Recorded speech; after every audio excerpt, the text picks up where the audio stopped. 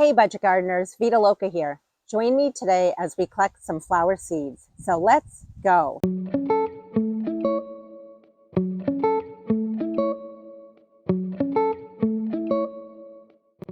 It is early September and I love this time of year because this is when a lot of plants start setting seed. I've made a lot of videos in the past showing you my process for collecting the seeds off of many plants. What I'll do is put a link to that playlist down in the description below in case you're interested in checking it out. So come along as I go around and collect the seeds from a few different flowers I have in my yard. I absolutely love coleus, and this bright red coleus that we're looking at here is called Colocha Rose.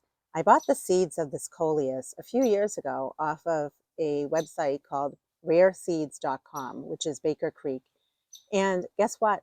I haven't had to buy any more seeds for this coleus because what I've been doing is collecting my own seeds, and I'm getting the exact copy of what the parent plant looked like, which is very exciting. This right here is a flower bud that has just barely started to form. And here we're looking at a flower bud that has now produced flowers. And the flowers are beautiful. A lot of people cut the flowers off their coleus, but if you want to collect the seeds from your coleus plant, you actually want to keep the blossoms on there, because then what will happen is the blossoms will go by and then the plant will set seed. But what we're looking at here are beautiful blooms that do not have any seeds for us to collect yet. We need to wait for those blooms to go by and for the flower stalk to turn a dark brown color. Even though we're looking at a different variety of coleus here, I do want to show you, see those little tiny flower buds that are just forming? You don't want to pick those. You want those flower buds to take off and then eventually turn into flowers on the plant, like this one here. I want you to see the difference. The flower stalk in the background is not ready. It's still very pretty. It's green color with purple flowers, but the flower stalk that's towards the front has just barely started to turn and go by. I could wait another week or two, but I know that there are some seeds that are ready in this stalk here, so we're going to go ahead and collect the stalk. You could use hand pruners, or you should be able to easily snip off the stalk with your fingers.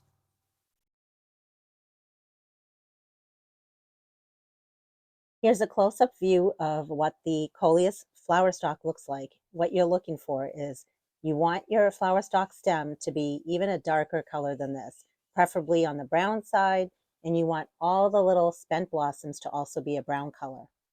I like to use a kitchen colander or strainer to separate the flower seeds from the non-seed material, which is called the chaff. And all I'm going to do is I'm basically going to rake the stem with my fingers and try to dislodge the seeds out of the seed pods.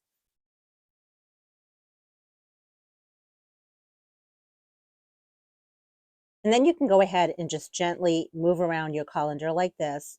And that's just going to release all of the seeds down to the bottom where I have a bowl. And there are the teeny tiny seeds of the coleus plant. Here's another flower stalk that's not quite ready yet, but there are some little brown pieces on here. They should have some seeds in there. I'm just going to go ahead and collect the seeds from them.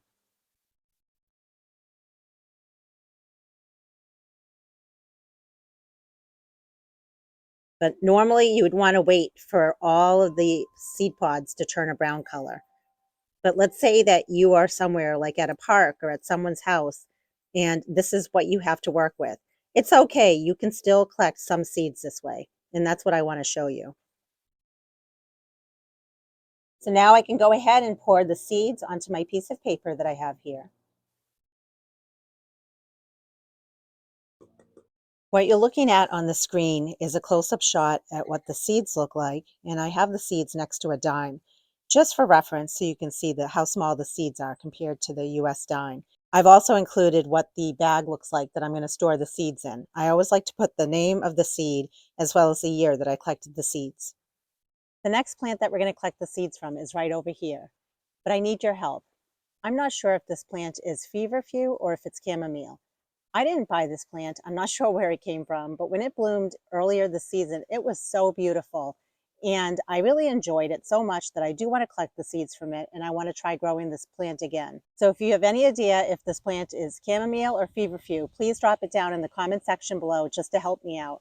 But I figured while I'm collecting the seeds, I'd bring you along with the journey and just show you my process for collecting the seeds off of this plant. Here are the seed pods, and you can see they are definitely dried up. They are a tannish brown color, and all I'm going to do is pull them off just like this. And that's a close-up shot at what the seed pods look like. But let's go ahead and remove the seeds from the seed pods. I might as well take a few more for good measure.